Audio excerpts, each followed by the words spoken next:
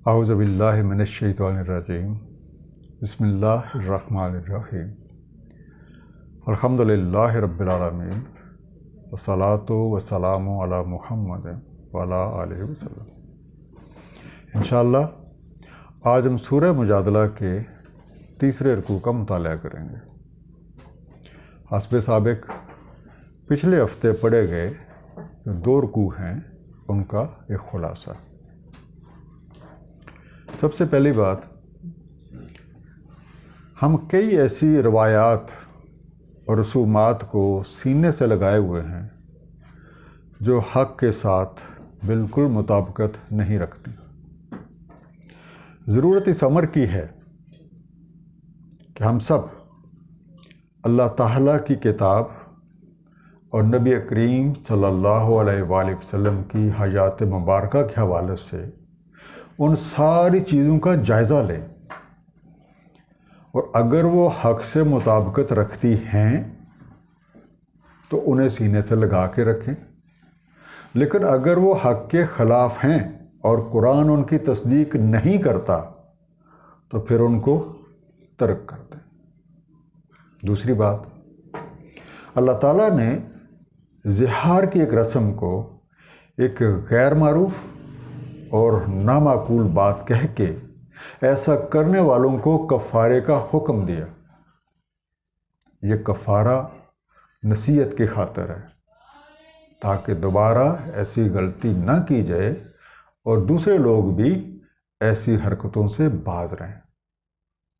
تیسری چیز، سرگوشی کرنا آداب مجلس کے خلاف ہے، خاص طور پہ جب آپ کسی ایسی مجلس میں بیٹھے ہوں جہاں اللہ اور اس کے حبیب کا ذکر ہو رہا ہے، اور منع کیے جانے کے باوجود اس بات کا اعادہ کرنا جو ہے یہ بے ادبی اور حدود سے تجاوز ہے، اور خاص طور پہ ایسی سرگوشی جس کا تعلق گناہ، زیادتی اور اللہ اور اس کے نبی کی نافرمانیاں ہوں، یہ بالکل شیطانی فعل ہے اور ان کا ہمیں ہر حال میں اجتناب کرنا چاہیے۔ مجلس میں آنے والوں کے لیے لازم ہے کہ صاحب مجلس کی شان کے مطابق تحیہ یعنی سلام و تسلیمات پیش کریں، اور اسی طرح سے مجلس کے آداب میں اور ایک حسن اخلاق کا تقاضا بھی ہے کہ ہر آنے والے کے لیے جگہ بنائی جائے۔ اس کا مقصد دوسروں کے لیے ایک سہولت مہیا کرنا ہے۔ اس دعا کے ساتھ کہ اللہ تعالیٰ نبی کریم صلی اللہ علیہ وآلہ وسلم کی وساطت سے ہمیں صحیح فہم عطا فرمائیں، آئیے مطالعہ قرآن کا آغاز کرتے ہیں۔ سورہ المجادلہ رکوع نمبر 3 جو کہ آیات 14 سے لے کے 22 پہ مشتمل ہے۔ الم تر الی الذین تولوا قوم غضب اللہ علیہم، کیا تم نے نہیں دیکھا ان لوگوں کی طرف جو دوستی رکھتے ہیں ایک ایسی قوم سے جن کے اوپر اللہ کا غضب ہو چکا ہے۔ ما ہم منکم، نہیں وہ تم میں سے، ولا منہم، اور نہ ان میں سے، وَيَحْلِفُونَ عَلَى الْكَذِبِ وَهُمْ يَعْلَمُونَ، اور وہ حلف اٹھاتے ہیں کذب پر، جھوٹ پر، اور حالانکہ وہ خود اس کا علم رکھتے ہیں، لیکن جانتے بوجھتے ایسی حرکتیں کرتے ہیں۔ لفظ آیا تھا تولو، تولو کا روٹ ہے ولی، واو لام شے، ایک اپنا ولی بناتے ہیں یا اپنا دوست بناتے ہیں۔ ٹیک دیم ایز فرینڈس اور take them as their allies. ہمیں غور یہ کرنا ہے کہ جن کے بارے میں کہا جا گیا ہے کہ ان پہ غضب ہوا ہے، تو غضب کیا ہے؟ غضب سے مراد ایک ایسا غصہ ہے جس کا اظہار ہو جائے، اور بندوں پر اللہ کے غضب سے مراد یہ ہے کہ ایسے لوگ جو بہت سخت قسم کے مجرم ہیں، مقدمہ چل چکا ہے، ان کے جرائم ثابت ہو چکے ہیں، اور قانون ربی کے مطابق ان کی جو سزا بنتی تھی وہ سزا ان پہ لاگو کر دی گئی ہے، اور وہ یہ سزا بھگت رہے ہیں۔ جب ہم قرآن کریم کا مطالعہ کرتے ہیں اور یہ تلاش کرنے کی کوشش کرتے ہیں کہ وہ کون سے ایسے لوگ ہیں جن پہ اللہ کا غضب ہوتا ہے یا ہو چکا ہے، تو کئی چیزیں ہمارے سامنے آتی ہیں۔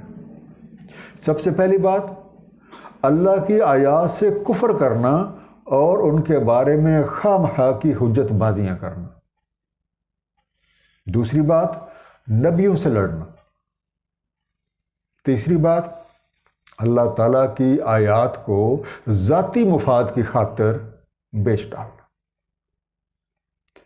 چوتھی بات، کسی مومن کو ناحق قتل کرنا۔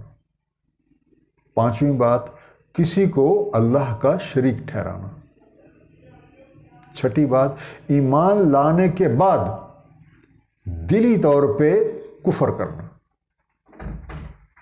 ساتویں بات، حدود اللہ سے جانتے بوجھتے علم رکھنے کے باوجود وہ حدیں کراس کرنا۔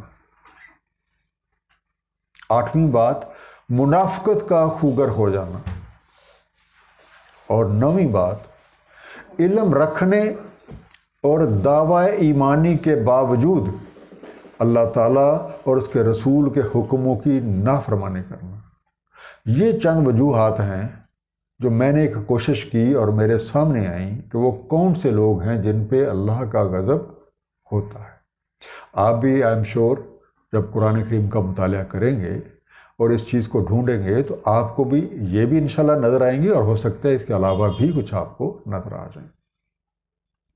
اعد اللہ لہم عذابا شدیدا، تیار کر رکھا ہے اللہ تعالیٰ نے ان کے لیے ایک عذاب شدید۔ انہم ساء ما کانوا یعملون، بے شک بہت برا ہے جو عمل وہ کیے جا رہے ہیں۔ اتخذوا ایمانہم جنۃ، انہوں نے اپنی قسموں کو ایک ڈھال بنا رکھا ہے۔ فصدوا عن سبیل اللہ، پس وہ روکتے ہیں اللہ تعالیٰ کی راہ سے۔ فلہم عذاب مہین، سو ان کے لیے عذاب اہانت ہے، رسوائی ہے، بےزتی ہے۔ جنہ جنن سے بنا، جیم نون نون، بچاؤ، کوئی آڑ، کوئی حفاظت کا ذریعہ، کوئی ایسی چیز جس کے پیچھے بندہ چھپ جائے، اے کور، اے شیلڈ۔ اب ایسی حرکتیں کرنے والے ایک شدید عذاب کے مستحق ہو جاتے ہیں، اور وہ یہ سمجھتے ہیں کہ جس طرح سے دنیا میں لوگوں کے سامنے جھوٹی قسمیں کھا کے اپنی جان چھڑا لیتے تھے، شاید کل کو اللہ کے حضور ایسا کچھ کرنے سے ان کی خلاصی ہو جائے۔ یہ ان کی غلط فہمی ہے۔ وہ اللہ کی راہ پہ نہیں ہیں، نہ خود اللہ کی راہ پہ ہیں، اور دوسروں کو بھی اللہ کی راہ سے روکتے ہیں۔ اس وجہ سے ان کا قصور اور بڑھ جاتا ہے۔ لن تغنی عنہم اموالہم ولا اولادہم من اللہ شیئا، ہرگز کام نہیں آتے انہیں ان کے اموال نہ ان کی اولاد اللہ تعالیٰ سے کچھ بھی۔ اب اللہ کے سامنے ایسی چیزوں کی کوئی حیثیت نہیں ہے۔ اولئک اصحاب النار، یہ صاحبان آگ ہیں، یہ آگ کے ساتھی ہیں، انہوں نے آگ میں ہی پڑنا ہے۔ ہم فیہا خالدون، اور اسی میں پڑے رہیں گے، اور اسی میں پڑے رہنے والے ہیں۔ تغنی، غنی سے بنا، غین نون شے، غنی کر سکے، بالاویل، ان کی جان چھڑا سکے، ان کے کام آ سکے کس طریقے سے۔ اب قانون ربی کے مطابق ہر کسی کو اس کے اعمال کے موافق ملتا ہے۔ اس دربار میں نہ تو کسی کی دولت اور نہ ہی کسی کی اولاد اس کے کام آتی ہے، اور نافرمان لوگ اللہ کے غضب کے مستحق ہو جاتے ہیں، تو انہیں ایک مدت غیر معین تک پھر آگ کا عذاب ہی چکھنا ہے۔ یوم یبعثہم اللہ جمیعا، جس روز اللہ تعالیٰ بعث فرماتا ہے ان سب کو، فیحلفون، تو وہ حلف اٹھاتے ہیں، فیحلفون لہ کما یحلفون لکم، تو حلف اٹھاتے ہیں اس کے لیے جیسے وہ حلف اٹھاتے تھے تمہارے لیے۔ ویحسبون، اور وہ یہ حساب لگاتے ہیں، وہ یہ سمجھتے ہیں انہم لا شیء، کہ وہ کسی شے پہ ہیں، وہ کسی بنیاد پہ ہیں۔ اللہ جان لو، انہم ہم الکاذبون، دراصل یہ وہ لوگ ہیں جو کذب کر رہے ہیں۔ اب جب آسو ہم باس بے این سے انہیں اٹھا کھڑا کرتا ہے، ریسٹرکٹس دیم، ریزز دیم، مرنے کے بعد اٹھا کھڑا کرتا ہے۔ اب اٹھا کھڑا کیے جانے کے موقع پہ بھی ایسے لوگ بالکل جس طریقے سے دنیا میں اپنی بے گناہی کا یقین دلانے کے لیے قسمیں کھاتے تھے، اللہ کے سامنے بھی ایسی حرکتیں کریں گے، کیونکہ وہ یہ سمجھتے ہیں کہ جو اعمال وہ کر رہے ہیں وہ بالکل ٹھیک ہیں، حالانکہ وہ بھول گئے ہیں کہ صرف دعوی حق کافی نہیں ہوتا جب تک عمل کے ساتھ اس کا ثبوت نہ دیا جائے۔ در حقیقت اللہ کے احکامات کی خلاف ورزی اللہ کے احکامات کی تکذیب ہے، تو پھر تکذیب کرنے والے کیسے کامیاب ہو سکتے ہیں؟ استحوذ علیہم الشیطان، حاوی ہو گیا ان پہ شیطان نے ان پہ قابو پا رکھا ہے۔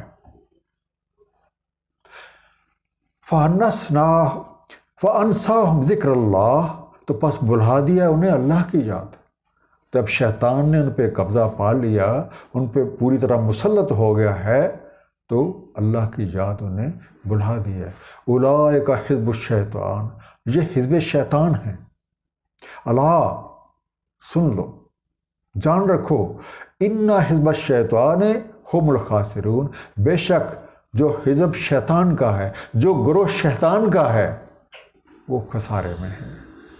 استحوذ حوض سے بنا، ہے واو زال، مسلط ہو گیا ہے، پوری طرح حاوی ہو گیا ہے، چھا گیا ہے، قابو پا لیا ہے، ہیز اوور کم۔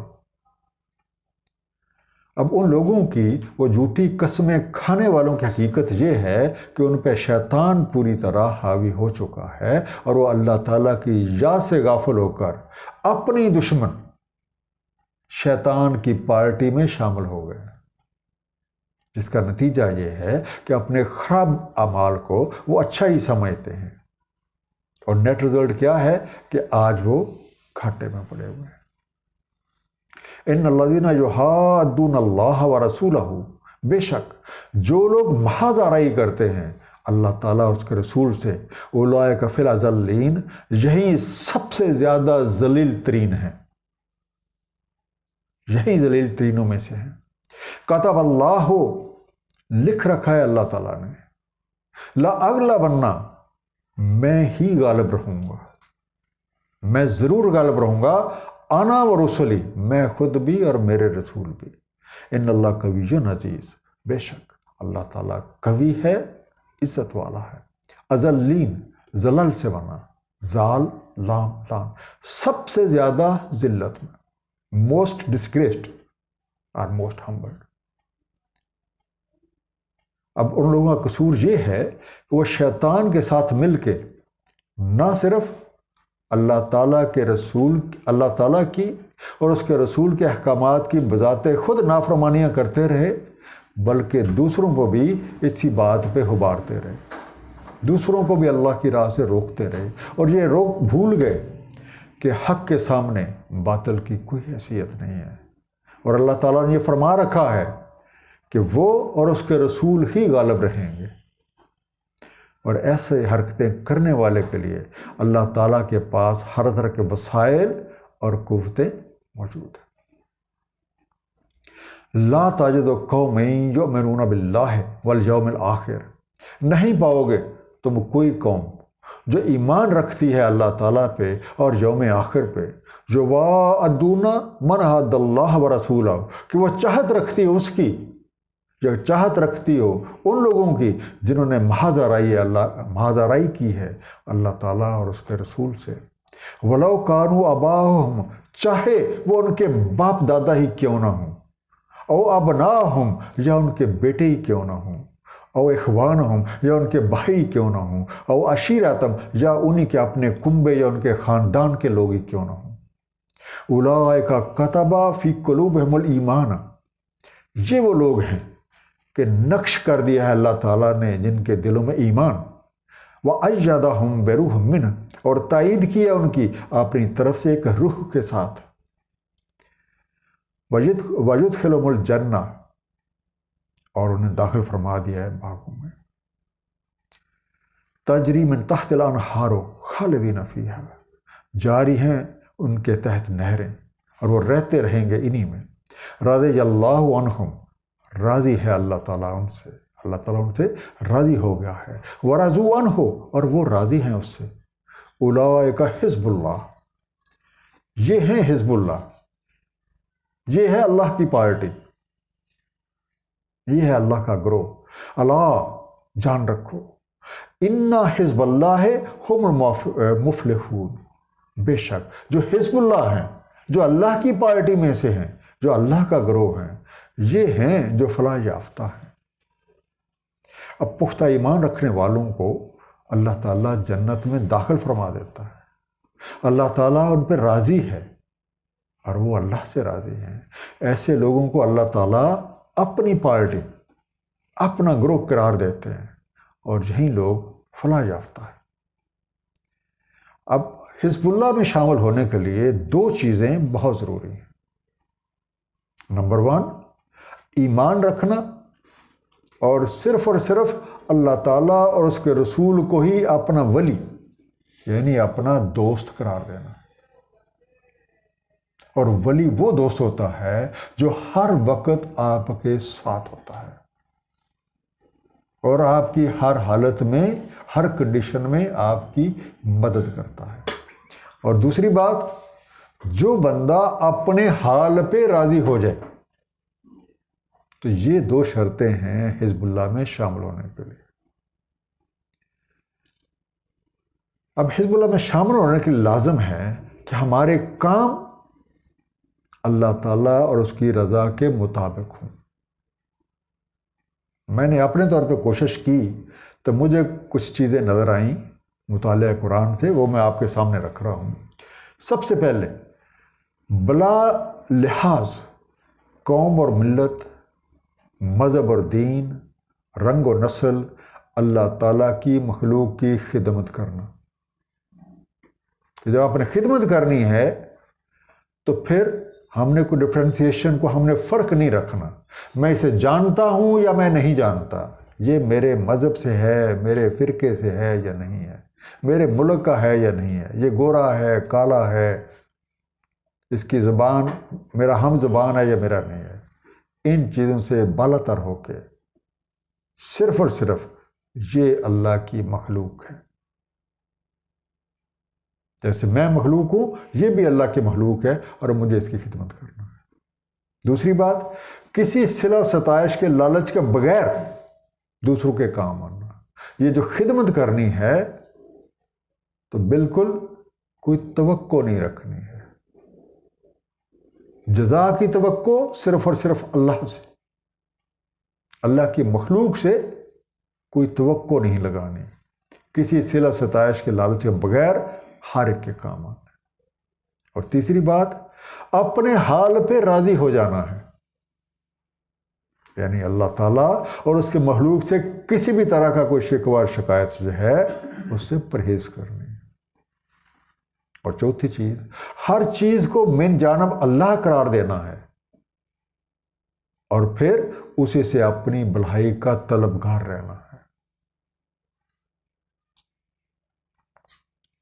مختصر خلاصہ ایک پوری سورہ کا، ہم اپنے آباء و اجداد اور معاشرے میں پائی جانے والی کئی ایسی رسومات کو نبھائے جا رہے ہیں جو حق کے ساتھ مطابقت نہیں رکھتے، اور ضرورت اس امر کی ہے کہ ان کا اللہ تعالیٰ کی کتاب اور نبی کریم صلی اللہ علیہ وسلم کی سنت مبارکہ کی روشنی میں جائزہ لیا جائے۔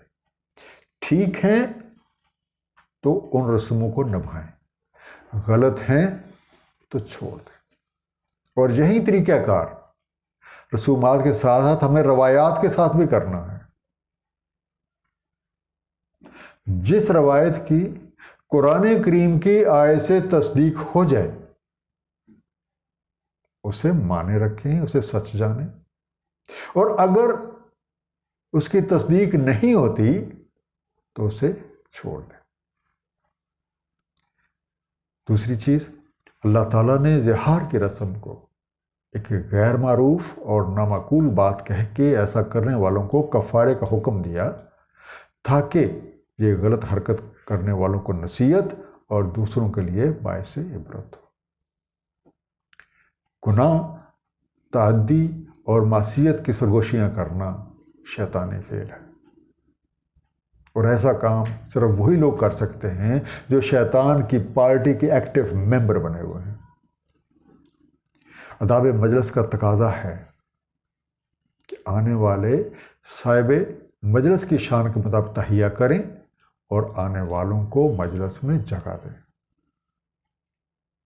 اہل ایمان کبھی بھی اللہ تعالیٰ اور اس کے رسولوں کے نافرمانوں سے دوستی نہیں رکھتے، چاہے وہ ان کے قریبی رشتہ داری کیوں نہ ہوں۔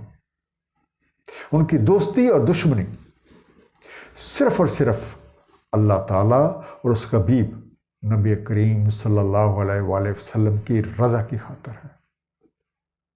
اللہ تعالیٰ نے اہل ایمان کو حزب اللہ اور شیطانی طرز پہ گامزن لوگوں کو حزب شیطان قرار دیا ہے۔ اب ہمیں اپنے گریبانوں میں منہ ڈال کے اپنی طرز عمل کا خود جائزہ لینا ہے کہ ہم کس پارٹی کا حصہ ہیں۔ یہ ہماری اپنی سوچ سے تھوڑا سا ماورا ہو کے اپنے عملوں کا جائزہ لینا ہے کہ ہمارے عمل جو ہیں وہ کس بات کی گواہی دے رہے ہیں۔ اللہ تعالیٰ ہم سب کو سمجھنے کی توفیق عطا فرمائے۔ صدق اللہ العلی العظیم۔ صلی اللہ تعالیٰ علی حبیب محمد وآلہ وسلم۔